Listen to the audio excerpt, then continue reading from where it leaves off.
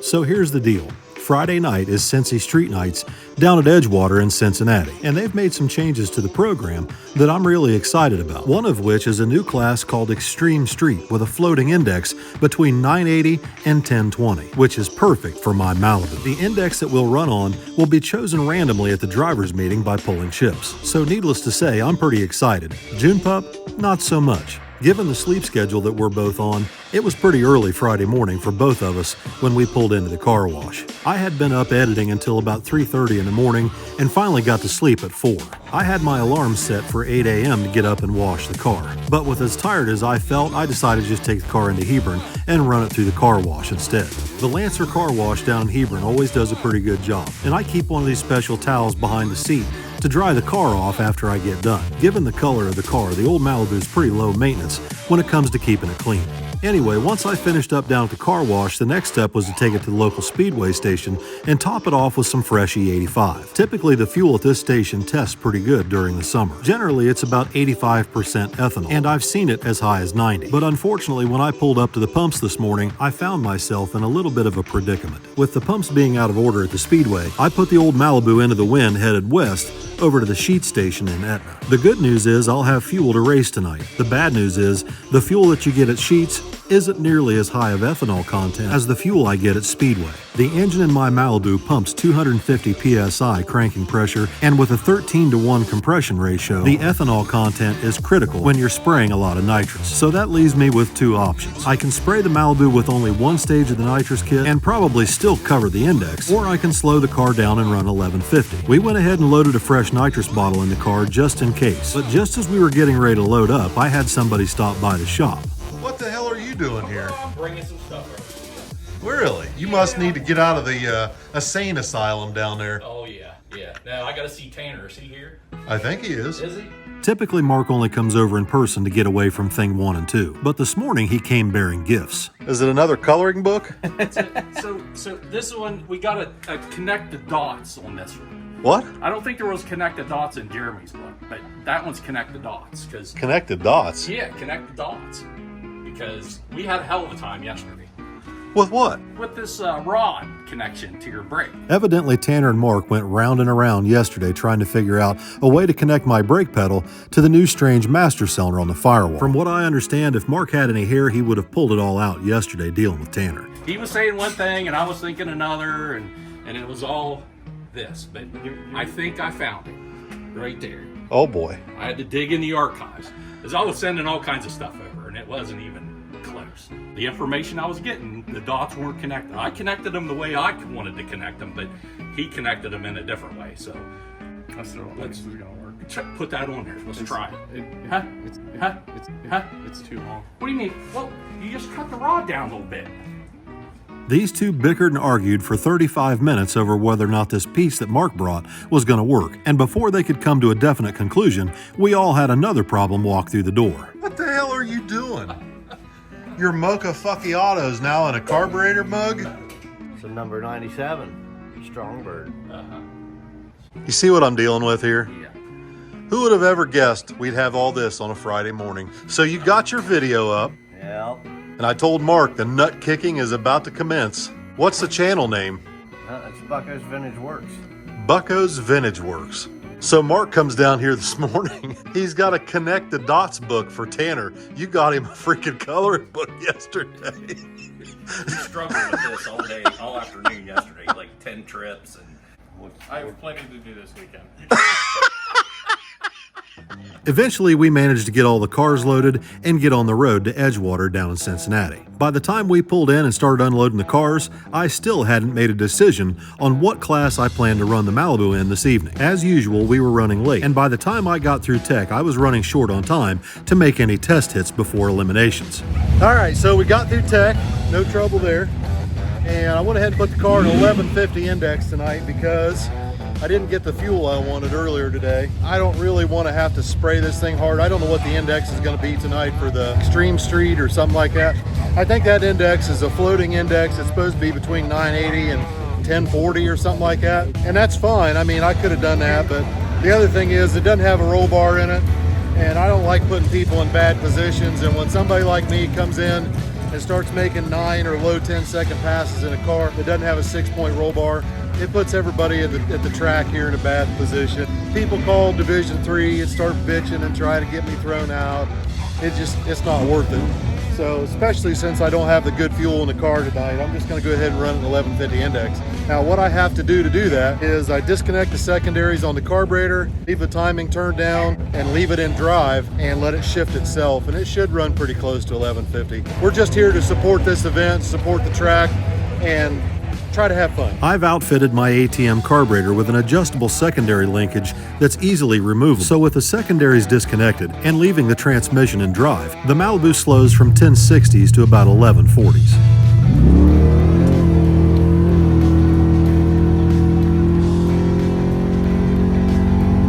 The last time I made a pass like this in the Malibu, it ran 1146, and it ran 1146 at 117 on this pass. With a little heat in the car and a test pass under my belt, I got ready for round 1. All right, so we're up here for first round. I'm not sure who I'm gonna get, but I'm just happy to have my car here and get to race a little bit tonight. I'm glad to see the event's doing well. Really good turnout tonight. Happy for Edgewater and everybody. It's really good. It's really good to see this event coming back. Now, although I'm sitting just a little bit on the fast side for the 1150 index, I have a pretty good idea where I need to be in relation to my opponent as I go through the finish line. But unfortunately, it wasn't going to make any difference for me on this run, because I was about to have a problem that would lead to another major problem before the car ever got to the 60 foot.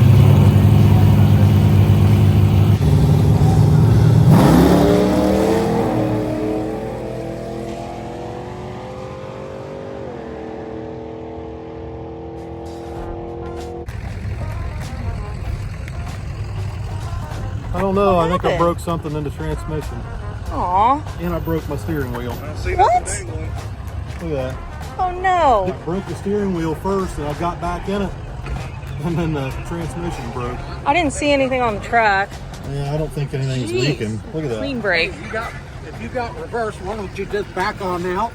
That'll save us all a lot of time. Yes, sir. As Jimmy Dale would say, so there I was, backing off the track in front of 1,000 people, all with the same question. What happened to your Malibu? Why did you drive the car backwards, down the track, and all the way back to your pit area? Why is the steering wheel broken? I had to answer those questions at least 600 times over the course of the evening, and by the time the kids made it to the final round in small tire, I was definitely tired of telling the story. Okay, so it left the starting line, and it left so damn hard I broke the steering wheel. You're in 1150 index. I know, I'm even on the 2-barrel. Why is it breaking the steering I don't know. And I let off the gas on accident because I went in the back seat. Got to hang on to the damn thing. I get back in it, and as soon as I got back in it, it goes bang. Something broke in the transmission. I got reversed, but I don't have any forward gears. You drove it all the way back here? In reverse. With the air on. But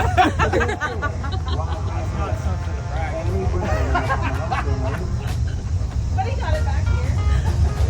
Oh my gosh.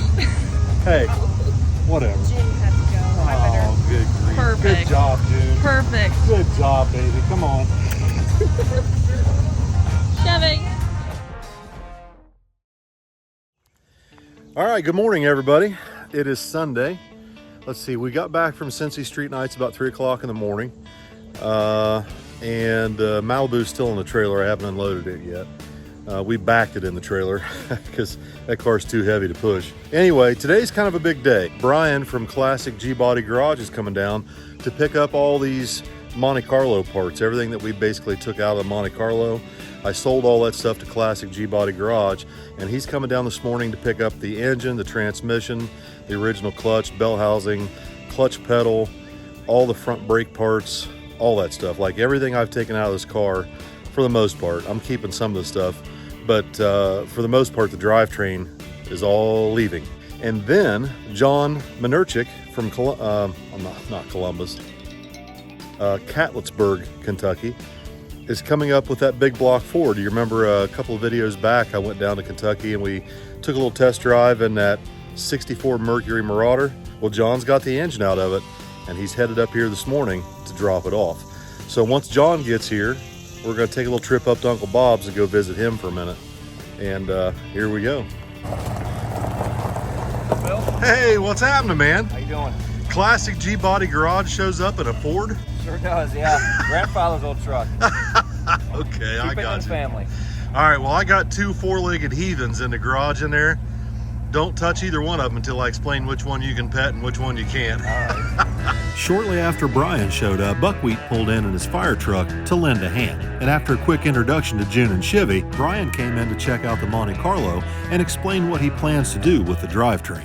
Yeah, so I have an 81 Malibu that I bought, basically a basket case. Someone was building it as a drag car years ago, and it's just been sitting for probably 20, 25 years. And I want to build just a nice cruiser, daily driver, and this driveline will be perfect for it because it didn't even come with one. And I saw what you had and what you offered, and I said, I got the perfect car for it. I sold Brian the entire drivetrain, and I threw in all the front suspension and brakes in hopes that none of this stuff would go to waste.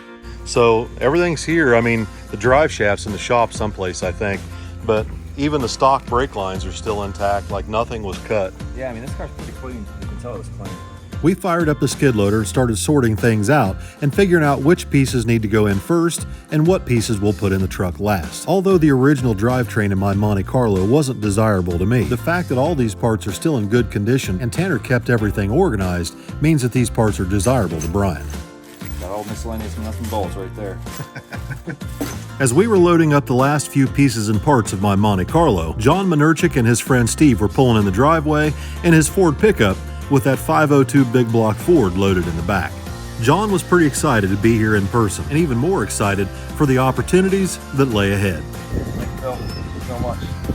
I helped Brian finish up loading the rest of the parts in the back of his pickup, and then I jumped in the back of John's truck to head north, up through Granville, towards the machine shop. On the way up there, we were discussing how cool it is that John and Steve occasionally recognize places they've never been, like downtown Granville and Utica. During our 45-minute ride up to the machine shop, we discussed possibly hosting a cruise so that other people that watch this channel could experience it as well. John and Steve seem to think that there's a lot of people that would enjoy it, especially if we had a little open house at some of the various businesses that we visit on a regular basis. I assured John and Steve if we ever decided to do something like that, they'd be one of the first to know. Anyway, when we got up to the machine shop, they were excited to meet Uncle Bob and get this big block Ford unloaded out of the pickup truck and brought into the machine shop where we can take a closer look at what we've got going on. This place look familiar to you? It does, 100%. And the first thing we noticed is how small the headers are. So I don't think it's probably a good idea to put some massive hydraulic roller camshaft in it with the exhaust that small, because it does have a dual plane intake on it. Although it is a Performer RPM, I think the size of the headers ultimately will limit its RPM range. Yeah, I mean, the heads are probably a lot larger than the exhaust is. Yeah. I wonder if that's not part of the reason why the exhaust was so hot there, because it is so small. So we can go ahead and bolt this thing on the dyno and make some changes to it, make some pulls on it before we make changes to it. But that's going to be pretty interesting to see what it does and what it makes afterwards. It may not make a big difference. It may make a big difference. I don't know. I want to call Nolan at Iskey and have him come up with a cam profile, and they'll custom grind a cam for it. But like I said, that exhaust and the intake runners, that kind of limits our horsepower range. You know what I mean? But I'm sure we can get rid of that lifter tick. Yes. Yes. That's the main thing. That's the main thing, right? Shortly after John, Steve, and I left for the machine shop this afternoon, Billy showed up at my house to get the Malibu out of the trailer and backed in the shop. He had evidently made plans with CJ Buckner to come up and pull a transmission out of my car and his 55 Chevy so that we can take him up to Vickers and get him freshened up. I was wondering how this was all going to work. I'm glad you were here to guide him on. Come over for a visit and we put you right to work. Well, we appreciate that. CJ's been on a stretch of bad luck for about the last 2 years. And recently, while CJ's car's been down, Billy's been letting him drive the 55 Chevy. And when CJ found out there was some work to be done up here at the shop, he offered to come up and help. With everything that our family has going on right now, between trying to race every weekend, building a Monte Carlo, and the Dodge Dakota project that's going on at Jeff's, we're all spread pretty thin. So we're very thankful that CJ offered to come help pull these 2 transmissions and converters out on a Sunday afternoon. Now, I had no idea they were planning on doing this, so I was pleasantly surprised when I got home to see both transmissions loaded on the back of my dually, ready to go first thing in the morning. Anyway, when we got back, I showed John his new carburetor that he won, and we talked a little more about what it's like to be here in person. It's weird to see something that you watch every day in real life, I guess you could say. You know, this still, like I said, this doesn't seem real to me. I'm still in shock. Well, you probably wouldn't have believed it if that didn't transpire right there live in person at KD. You're right. Because they showed up at KD and they're like, hey, we won the carburetor. I'm like, well, hell, I would have brought it. Are you bringing the car? And he's like, it's got some problems and this, that, and the other. And it literally just like that. I'm like, what kind of problems? Yeah, light bulb moment. Those are the kind of problems I think I might be able to solve. Right. Yeah, it was a shock for sure. Still is, and more than grateful. Y'all are great people. Look at CJ back here. Hey, CJ. When I've helped you before, what did I tell you? I said this kind of makes me feel better about what I'm doing. Oh, yeah. And that's This is a good dude. Yeah, absolutely. Huge heart. oh no, that's not me. That's you. That's you. You just don't tell nobody. You don't let nobody know. Yeah. He hides it. Yeah. So Pay it forward kind of pay it guy. forward. Yeah. I've always just want to be able to do good things for people. You know. Yep. Well, And you did. You are. so this went from just winning a carburetor to, hey, pull your engine out. Let's put a cam and lifters and let's dyno it and we'll tune it and who knows what you get back. You might have a small block Chevy by the time you get Don't go that far. All right, man. Well, thank you for dropping that thing off. Thank you. It's been a pleasure. I can't wait to get started on I'm waiting patiently, but excited. it. Excited, yeah.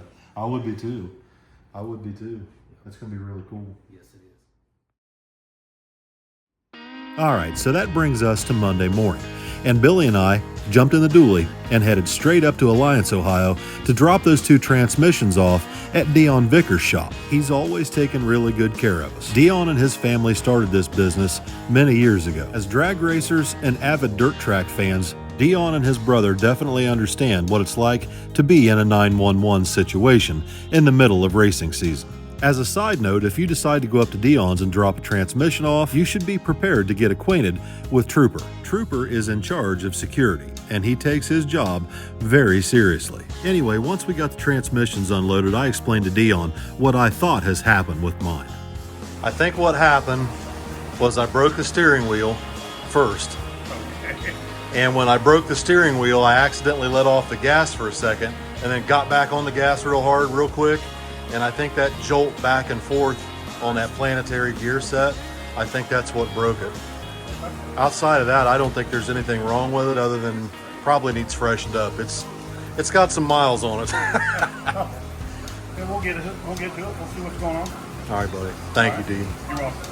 Once Billy and I dropped those 2 transmissions off over at Dion's, we made a little side trip over to Summit Racing Equipment about 30 minutes away. Billy was having some trouble last weekend with the S10, and he thinks that there's an intake gasket leak between the cylinder heads and the intake manifold. His 18-degree Brodix cylinder heads take a special intake gasket, and Summit is the only one who keeps them in stock. He had checked availability online, and sure enough, about 20 minutes later, he came walking out to the truck with everything he needed in hand.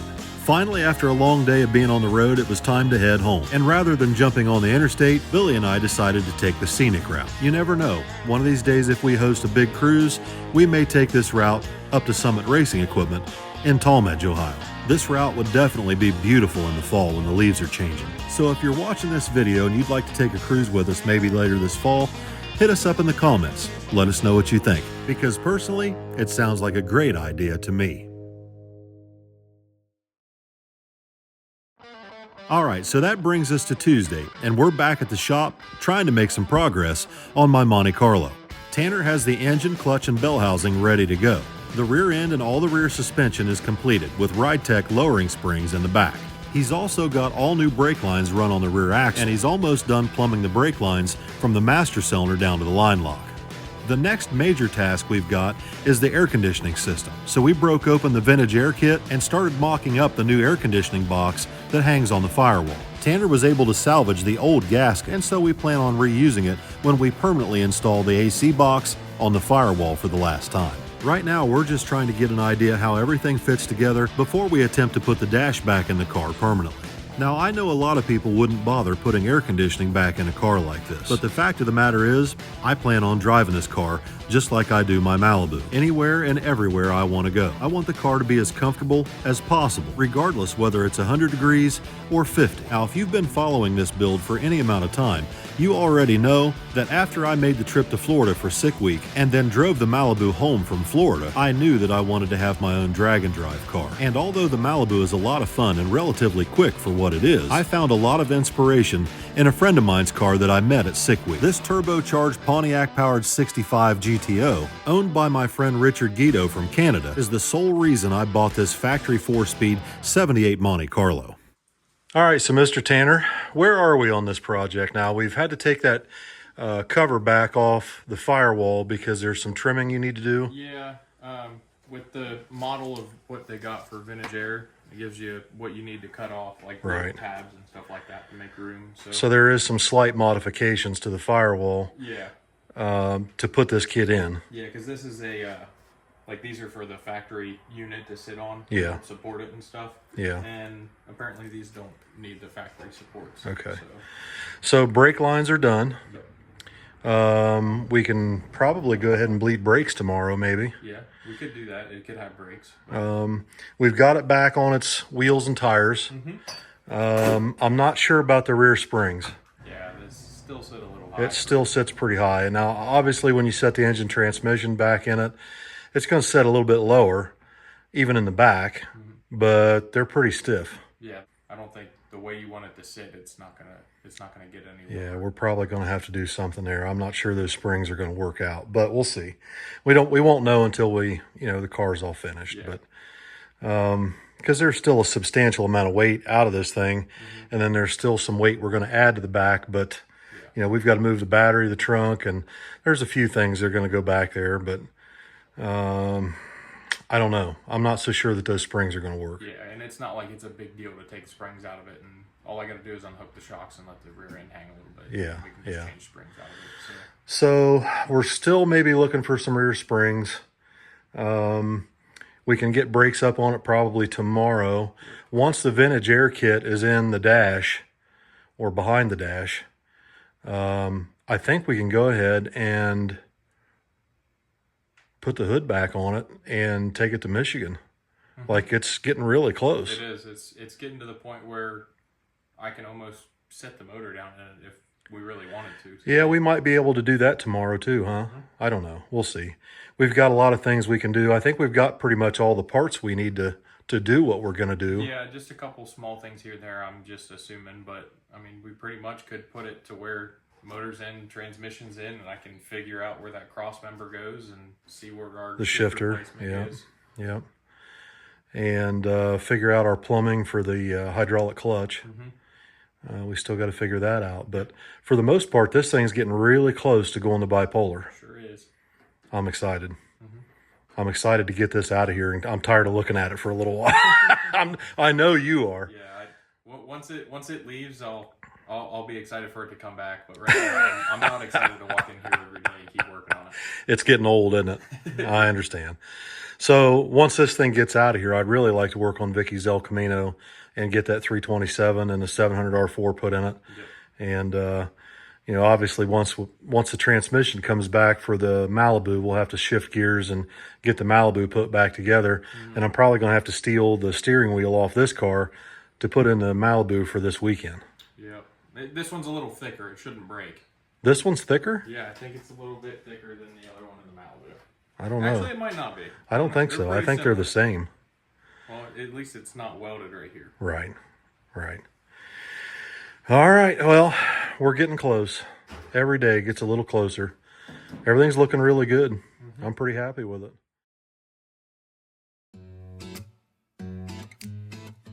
What do you got for me, Squirrely Locks? Details. So this weekend, National Trail Raceway right here in Hebron. Yep. The event is called Uncaged. Gate opens for spectators at 11.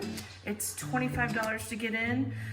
Drivers meetings at noon, and they should be racing by 1 or 1:30. Sometimes they run behind, but bring lawn chairs or canopy, umbrella, whatever you need to be comfortable. Yeah, because it's a backside race. Yeah, they're running they're- backwards. I don't know if there's any bleachers. No, not really. So you need to, and they don't let you back up your trucks along the wall anymore. So you gotta, bring something to sit in, and it is always a great time. There's food trucks. We're gonna have our merch there. Billy's racing the S10, Tommy the Falcon, Molly the Supra, and Tess and Tony are gonna be in town, and they're gonna race the Mustang in stick shift. All right. So come see us, and it'll be a good time. Oh, and I knew it. That's why I didn't hit stop. yeah, so laid out here, we do still have some of the carburetor stuff in stock. It's actually in stock, and I could ship it right away, so there's Okay. no wait. We've got some zip hoodies, t-shirts, your favorite tumblers, so check them out. All right.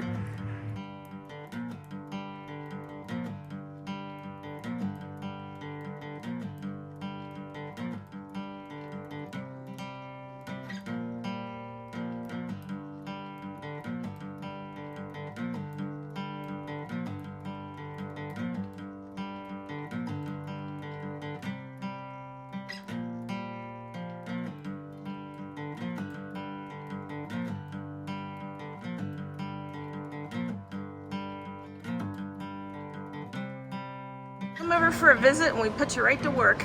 Oh, I came to help.